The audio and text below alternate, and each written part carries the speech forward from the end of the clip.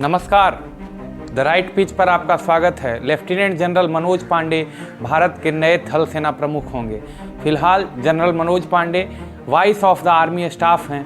ये पहला मौका होगा जब किसी इंजीनियर के हाथों में भारतीय सेना की कमान होगी। जनरल एम नरवणे इसी महीने के अंत में रिटायर हो रहे हैं। लेफ्टिनेंट जनरल मनोज पांडे का इस पद पर पहुंचने से पहले लंबा अनुभव रहा है। इससे पूर्व वो ईस्टर्न कमांड के कमांडिंग ऑफिसर रह चुके हैं और अंडमान एंड निकोबार कमांड के कमांडर इन चीफ का भी पद संभाल चुके हैं। लेफ्टिनेंट जनरल मनोज पांडे परम विशिष्ट सेवा मेडल, अति विशिष्ट सेवा मेडल और विशिष्ट सेवा मेडल हासिल कर चुके हैं। जनरल मनोज पांडे का जन्म डॉक्टर सीजी पांडे और ऑल इंडिया रेडियो में अनाउंसर और होस्ट रह चुकी प्रेमा के यहाँ हुआ था।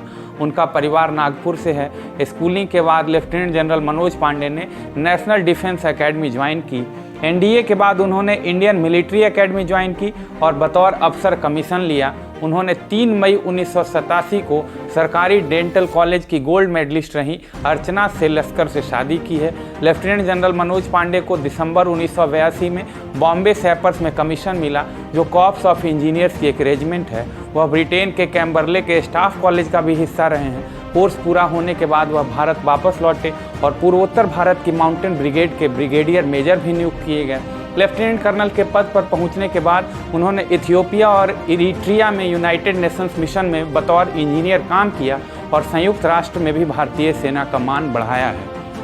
लेफ्टिनेंट जनरल मनोज पांडे का जम्मू कश्मीर में एलओसी पर 117 इंजीनियर रेजिमेंट की अगुवाई का भी खासा अनुभव रहा है। ऑपरेशन पराक्रम के दौरान रेजिमेंट कमांडर भी रहे। इसके बाद उन्होंने आर्मी वॉर कॉलेज मऊ में दाखिला लिया और हायर कमांड कोर्स पूरा किया। इसके बाद उन्हें हेडक्वार्टर्स 8 माउंटेन डिवीजन में कर्नल क्यू भी नियुक्त किया गया था। इस प्रकार से इस पद पर पहुंचने से पहले एक लंबा अनुभव पांडे का रहा है। मेजर जनरल के पद पर पदोन्नति के बाद मनोज पांडे ने माउंटेन डिवीजन की कमान संभाली, जो पश्चिमी लद्दाख में ऊंचाई वाले अभियानों में शामिल था।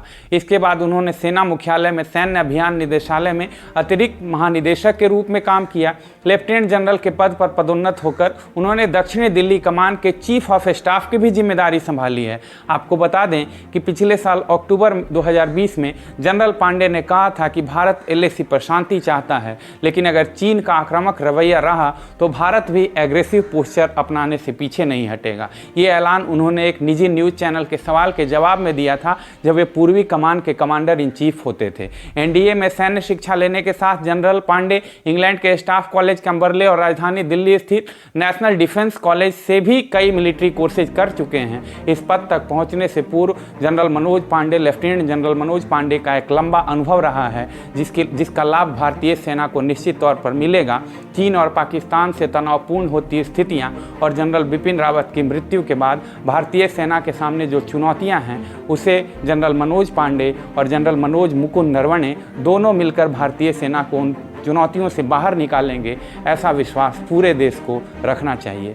ऐसे ही देश दुनिया की तमाम खबरों के सटीक विश्लेषण के लिए आप हमारे चैनल के वीडियोस को देखिए, लाइक कीजिए, शेयर कीजिए और हमारे चैनल को सब्सक्राइब जरूर कीजिए। नमस्कार।